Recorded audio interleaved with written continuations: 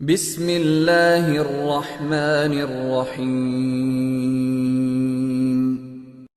ختم نبوت زندہ باد، ختم نبوت زندہ باد، ختم نبوت زندہ باد، ختم نبوت زندہ باد۔ الحمد للہ وحدہ لا شریک لہ والصلاة والسلام علی من لا نبی بعدہ، اما بعد فاعوذ باللہ من الشیطان الرجیم، بسم اللہ الرحمن الرحیم۔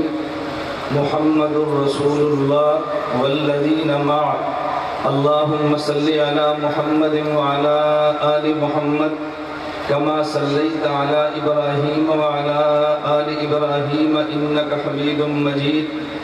اللہم بارک علی محمد وعلی آل محمد کما بارکت علی ابراہیم وعلی آل ابراہیم انک حمید مجید۔ جا زندگی مدینہ سے جونکے ہوا کے لا، جا زندگی مدینہ سے جونکے ہوا کے لا، شاید کہ حضور خفا ہے منع کے لا۔ کچھ ہم بھی اپنا چہرہ باطن سواد لیں، ابو بکر سے آئین عشق و وفا کے لا۔ دنیا مسلمہ پہ بہت ہی تنگ ہو گئی، فاروق اعظم کے دور کے وہ نقشے اٹھا کے لا۔ جن سے گناہ نے ہمیں محروم کر دیا، عثمان کے وہ زاویے شرم و حیا کے لا۔ مغرب کی گلیوں میں مارا مارا نہ پھر اے گدائے علم، دروازہ علم سے خیرات جا کے لا۔ میرے نہایت واجب الاحترام بزرگوں، ختم نبوت پہ جان دینے کا عزم کرنے والے نوجوان دوستوں اور بھائیوں، میں نے آپ حضرات کی خدمت میں قرآن کریم کا مختصر سا حصہ تلاوت کیا ہے۔ میں اس تلاوت کی روشنی میں آپ کی خدمت میں 3 باتیں پیش کرنا چاہتا ہوں۔ نمبر 1، جس پیغمبر کا ہم نے کلمہ پڑھا اس پیغمبر کی ذات۔ نمبر 2، جس پیغمبر کا کلمہ پڑھا اس پیغمبر کی بات۔ نمبر 3، جس پیغمبر کا کلمہ پڑھا اس پیغمبر کی جماعت۔ ہمارا مسلمانوں کا عقیدہ یہ ہے، پیغمبر کی ذات بھی جنتی، پیغمبر کی جماعت بھی جنتی، پیغمبر کی بات بھی جنتی۔ ہمارا مسلمانوں کا عقیدہ یہ ہے، پیغمبر کی ذات بھی اعلیٰ، پیغمبر کی بات بھی اعلیٰ، پیغمبر کی جماعت بھی اعلیٰ۔ ہمارا اہل اسلام کا عقیدہ یہ ہے، پیغمبر کی ذات بھی معصوم ہے، پیغمبر کی بات بھی معصوم ہے، پیغمبر کی جماعت من حیث الجماعت بھی معصوم ہے۔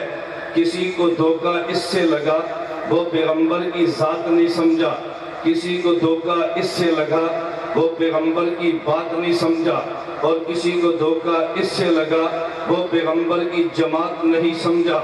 ہم دیوبند والے پیغمبر کی ذات بھی سمجھے ہیں، ہم دیوبند والے پیغمبر کی بات بھی سمجھے ہیں، ہم دیوبند والے پیغمبر کی جماعت بھی سمجھے ہیں۔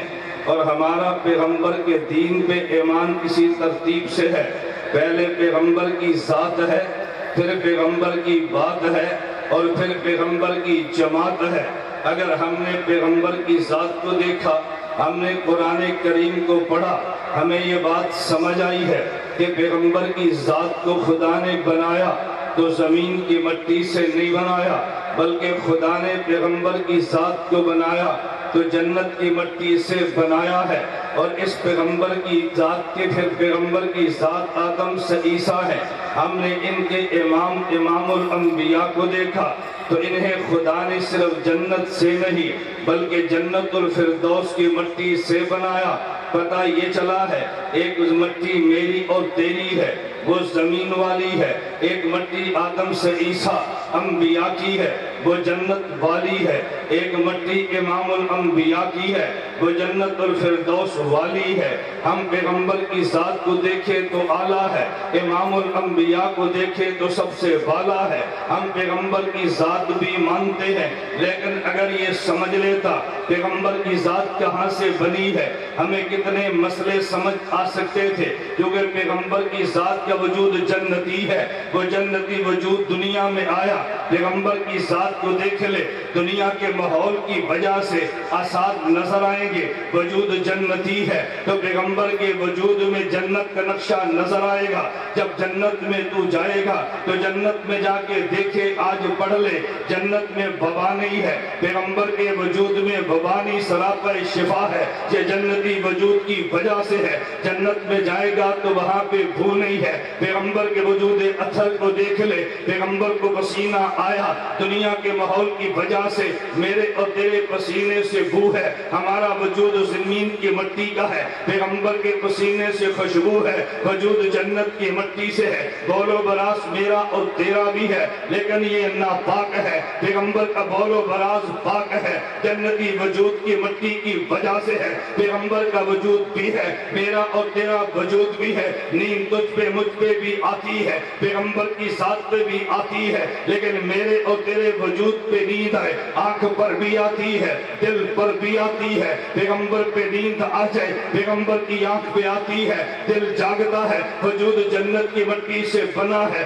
جنت میں نیند کا تصور نہیں ہے، موت تجھ اور مجھ پہ بھی آئے گی، پیغمبر کی ذات پہ بھی آئی ہے، لیکن میری اور تیری موت وہ ہے جو آنکھ پر بھی ہے، ہمارے ظاہر اور باطن دل پر بھی ہے، لیکن پیغمبر کی موت وہ ہے جو آنکھ پہ آ جاتی ہے، قلب اثر میں تب بھی حیات رہتی ہے۔ بانی دارالعلوم دیوبند مولانا قاسم نانوتوی نے آب حیات میں لکھا ہے، مولانا نانوتوی نے بات سمجھائی ہے، نیند پیغمبر پر بھی آئی ہے لیکن آنکھ پر آئی ہے، موت نبی پر بھی آئی ہے لیکن آنکھ پر آئی ہے، قلب اثر پہ نہیں آتی۔ میں صرف ایک دلیل سے بات واضح کرتا ہوں، اگر پیغمبر کی ازواج مطہرات کے بارے میں عقیدہ بیان کیا جائے، ہر بندہ یہ بات کہتا ہے پیغمبر کی بیوی سے امت کا نکاح جائز نہیں ہے، پوچھو نکاح حرام کیوں ہے؟ کوئی کہتا ہے وجہ یہ ہے یہ امت کی ماں ہے، لیکن امت کی ماں جسمانی نہیں روحانی ہے، اگر وجہ یہی بات صرف بنتی تو پھر شیخ کی بیوی سے مرید کا نکاح نہ ہوتا،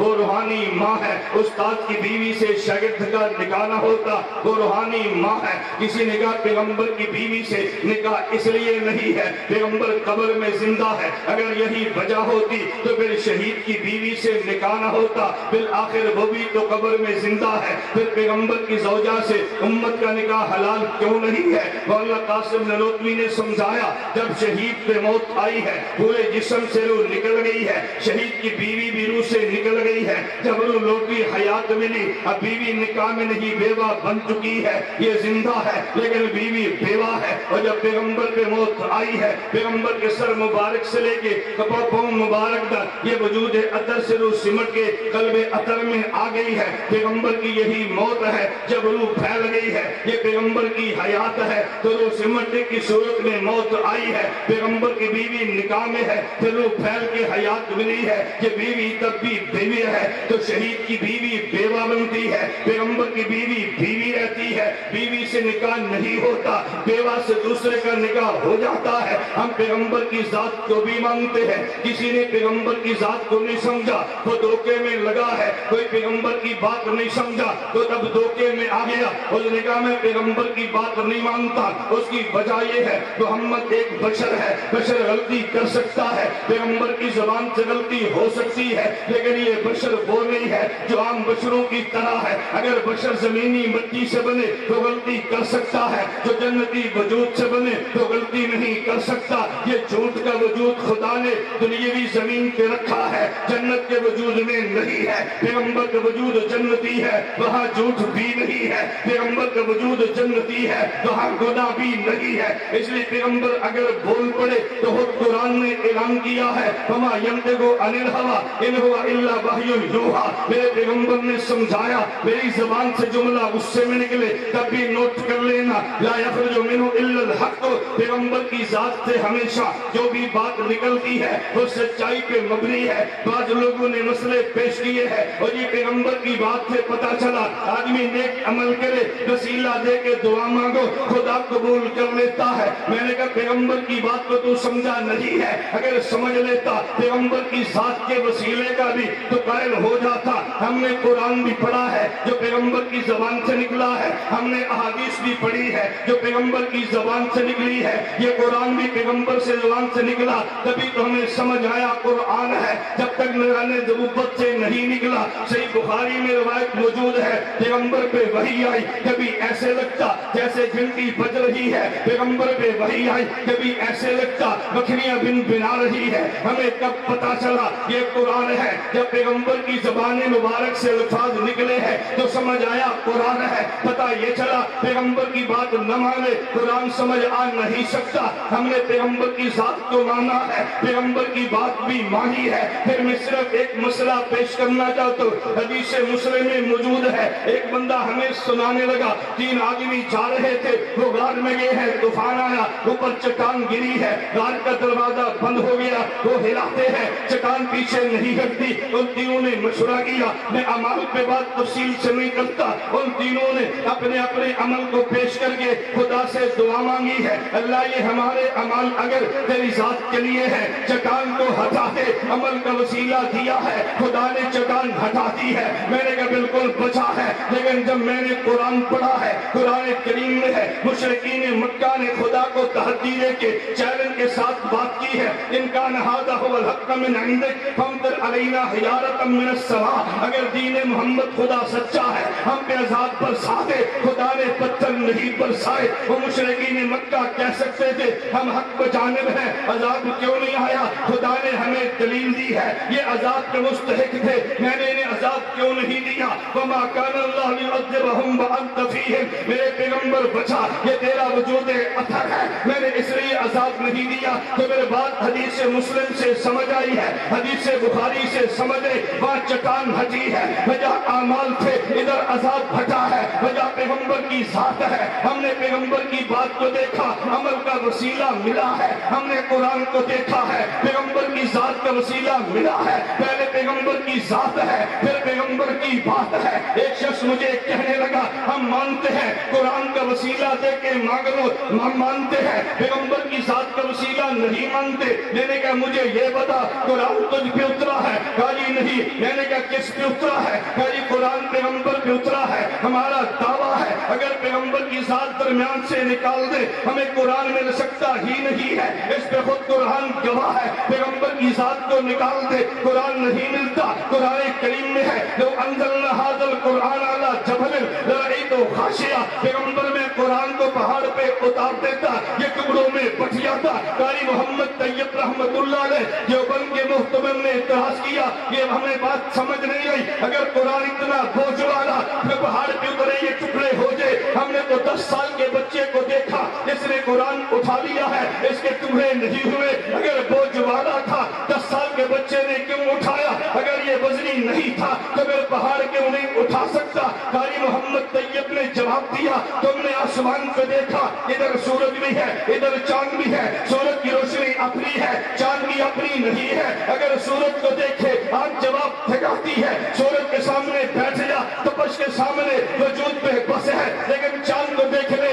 تو دیکھنے میں لطف ہے، اگر چاند کے سامنے بیٹھے تو جسم کو لذت ہے۔ وجہ یہ ہے یہ سورج جلال والا روشنی جلالی ہے، چاند کے جمال سے گزری ہے، جو چاند کے جمال کی برکت دیکھنے میں مزہ آیا، یہ سورج کی تپش جلالی ہے، چاند کے جمال سے گزری ہے، بلوت میں بدل گئی ہے، جسم کو سہنے میں مزہ آیا۔ میرا اللہ جلال والا کلام جلالی ہے، میرا محمد جمال والا ہے۔ اگر جلالی کلام سیدھا پہاڑ پہ اتر جاتا ٹکڑوں میں بٹ جاتا، خدا نے جلالی کلام کو فین النصر والا کر دے محمد کے جمالی سینے پہ اتارا ہے، پھر محمد کے جمالی ہوٹوں سے نکالا ہے۔ اگر یہ جلالی کلام پہاڑ پہ اترتا یہ پھٹ جاتا، میرے محمد کے جمال کی برکت ہے، 10 سال کے بچے نے اٹھا لیا ہے۔ میں نے کہا مجھے یہ پتا قرآن تجھ پہ اترا، کالی پیغمبر پہ۔ میں نے کہا قرآن کا وسیلہ بھی پیغمبر کی ذات ہے، نبی کو درمیان سے نکال دے قرآن نہیں ملتا۔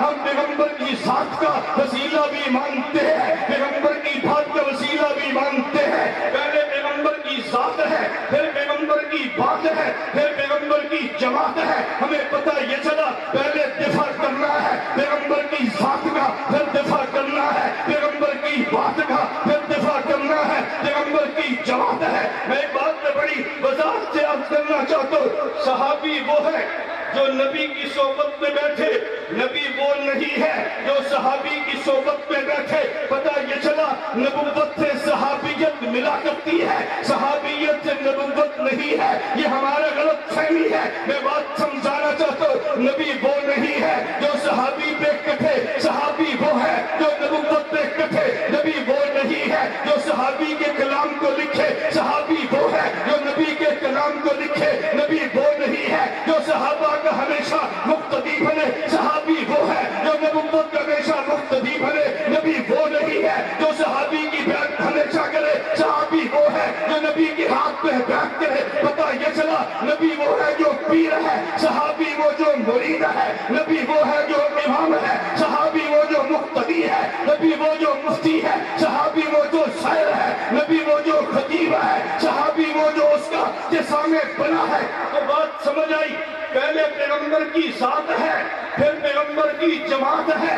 جماعت ذات پہ کٹی ہے, ذات جماعت پہ نہیں کٹی. ہم نے بھی یہ فیصلہ کرنا ہے, پہلے پیغمبر کی ذات ہے, پھر پیغمبر کی بات ہے, پھر پیغمبر کی جماعت ہے. جماعت کا دفاع اس لیے تعلق پیغمبر کی ذات سے ہے, بات کا دفاع اس لیے پیغمبر کی تعلق اس کا پیغمبر کی ذات سے ہے. پھر میں آپ سے ایک مختصر سا سوال کرتا ہوں, مجھے بتاؤ, ایک طرف پیغمبر کی ذات پہ حملہ ہو, ایک طرف پیغمبر کی بات پہ حملہ ہو, تو پہلے دفاع کس کا کریں گے؟ بولیے. ایک طرف پیغمبر کی ذات کا ہو, ایک طرف مسئلہ پیغمبر کی جماعت کا ہو, تو پہلے کدھر جائیں گے؟ بولیے. یہ میں بات بڑی درد سے عرض کر رہا ہوں, اللہ ہمیں یہ بات سمجھنے کی توفیق عطا فرمائے. ایک ساتھی مجھے کہنے لگا, آپ بات کو سمجھتے کیوں نہیں ہیں؟ میں نے کہا آپ سمجھائیں, ہم سمجھ جائیں گے. کہتے ہیں پیغمبر کی ذات کا کیس کس نے لڑا؟ میں نے کہا صحابہ نے. پیغمبر کی نبوت کے گواہ کون ہیں؟ میں نے کہا صحابہ بھی ہیں. توجہ سے بات سمجھنا, صرف صحابہ نہیں, پیغمبر کی نبوت کے گواہ کون ہیں؟ میں نے کہا صحابہ بھی ہیں. مجھے کہتے ہیں گواہ کمزور ہو گیا, مقدمہ ثابت کیسے کرو گے؟ میں نے کہا بھی مسئلہ گواہ کا نہیں ہے, پہلے مسئلہ تو مقدمے اور کیس کا ہے. جب کیس کمزور ہو, پہلے وکیل کیس کو مضبوط کرتا ہے, پھر بعد میں گواہ پیش کرتا ہے. مرزا قادیانی نے حملہ گواہوں پہ بعد میں کیا ہے, پہلے پیغمبر کی ذات ہمارے کیس پہ کیا ہے. پہلے نبی کی ذات کا مسئلہ یہ ہمارا کیس مقدمہ ہے, پھر پیغمبر کے گواہ پیغمبر کے صحابہ ہے. ہم ذات بھی مانتے ہیں, جماعت بھی مانتے ہیں, لیکن ذات پہلے ہے, جماعت بعد میں ہے. میں آخری بات کہتا ہوں, میرے پیغمبر کی ذات وہ ہے. اگر قرآن میں دیکھے, قرآن کہتے ہیں من النبیین, اس کے فیصلے نبی ہے, والصدیقین, اس کے فیصلے صحابہ ہے, والشہداء, اس کے فیصلے شہداء ہے, والصالحین, اس کے فیصلے اولیاء ہے. تو آپ کو یہ بات تو ملے گی, حضرت عیسیٰ آئیں گے, نبی ہونے کے باوجود دفاع ہمارے پیغمبر کا کریں گے. تو پتہ یہ چلا پیغمبر کے فیصلے نبی ہے, پیغمبر کے فیصلے صحابہ ہیں, پیغمبر کے فیصلے شہداء ہیں, پیغمبر کے فیصلے اولیاء ہیں. ایک بندہ وہ ہے جو ولایت کی جنگ لڑتا ہے, ایک بندہ وہ ہے کہ جو جہاد کرتے ہوئے شہداء کی جنگ لڑتا ہے, اور ایک بندہ وہ ہے کہ جو جنگ لڑتے ہوئے ناموس صحابہ, جماعت صحابہ کی جنگ لڑتا ہے, اور ایک بندہ وہ ہے جو انبیاء کے تقدس کی بات کرتا ہے, اور ایک آدمی وہ ہے کہ جس کی جنگ امام الانبیاء کی ذات کی ہے. اب ہم نے دیکھنا یہ ہے کہ پہلے جنگ کون سی ہے, بعد میں جنگ کون سی ہے, اس کے بعد جنگ کون سی ہے. ہر جنگ کے تقاضوں کو سمجھنا ضروری ہے. تو پھر پتہ یہ چلا اگر میری جنگ سے نقصان پیغمبر کی ذات والی جنگ سے ہو, مجھے مؤخر کر لینا چاہیے, لیکن پیغمبر کی ذات والی جنگ کو کبھی مؤخر نہیں کیا جا سکتا. میں مثال دے کر بات سمجھاتا ہوں. اگر امام کھڑا ہے, پیچھے مقتدی کھڑے ہیں, آسمان پہ سورج ہے اور روشنی, آسمان پہ سورج ہے, گرمی بڑی سخت ہے, چادر اتنی ہے, یا امام لے سکتا ہے یا مقتدی لے سکتے ہیں. آپ مجھے بتاؤ وہ چادر امام کے سر پہ رکھیں گے یا مقتدی کو دیں گے؟ کوئی بندہ کہتا ہے نہیں جی چادر تو ایک ہے, مقتدی بھی بڑے ہیں, ہے نہ امام بھی بڑا ہے، لیکن ہم نے چادر کھینچ کے مقتدی کو دینی ہے۔ دو لڑ پڑتے ہیں، کیا تیری چادر کے دو ٹکڑے کر دو، آدھا امام کو دے دو، آدھے مقتدی کو دے دو۔ میں نے کہا بھائی یہ حماقت ہے، پہلے حق امام کا ہے پھر حق ان کے مقتدی کا ہے، یہ چادر کو دو ٹکڑوں میں لے کر نہ جاؤ۔ ہمارے جلسے، ہماری کانفرنس سے یہ ناموس صحابہ، ناموس پیغمبر کے دفاع کی چادریں ہیں، خدا کے لیے ٹکڑوں میں تقسیم نہ کرو، ان کو دو حصوں میں بانٹ نہ دو، پہلے امام کے لیے آ جاؤ پھر مقتدی کے لیے آ جاؤ۔ آپ نے نکاح کیا ہے، ادھر دلہا بھی ہے ادھر بارات بھی ہے، لیکن اگر آپ کے پاس کھانے کے لیے لڈو یا کھانا کم ہے تو پہلے دلہے کو دیتے ہیں، بارات کو بھاگ میں دیتے ہیں۔ کوئی یہ نہیں کرتا اس ایک پلیٹ کو تقسیم کر لو، کوئی تھوڑا دلہے کو دے دو باقی بارات کو دے دو۔ میرے پیغمبر کی ذات وہ ہے جو کائنات کا دلہا ہے، میرے پیغمبر کی جماعت وہ ہے جو دلہے کی بارات ہے، میرا پیغمبر کی ذات وہ ہے جو امام ہے، میرے پیغمبر کی جماعت وہ جو مقتدی ہے۔ میں اس لیے بات کہنا چاہتا ہوں، ہمارا ذہن بننا چاہیے، پہلے پیغمبر کی ذات ہے پھر پیغمبر کی بات ہے پھر پیغمبر کی جماعت ہے، تینوں ہمارا ایمان ہے۔ اسی ترتیب سے تینوں کا تحفظ ہے، اسی ترتیب سے تینوں کے دفاع کی جنگ ہے، اسی ترتیب سے اللہ مجھے اور آپ کو تحفظ کی بھی توفیق دے، ان کے دفاع کی بھی توفیق دے، لیکن ترتیب اکابر کے ساتھ توفیق دے۔ وآخر دعوانا ان الحمدللہ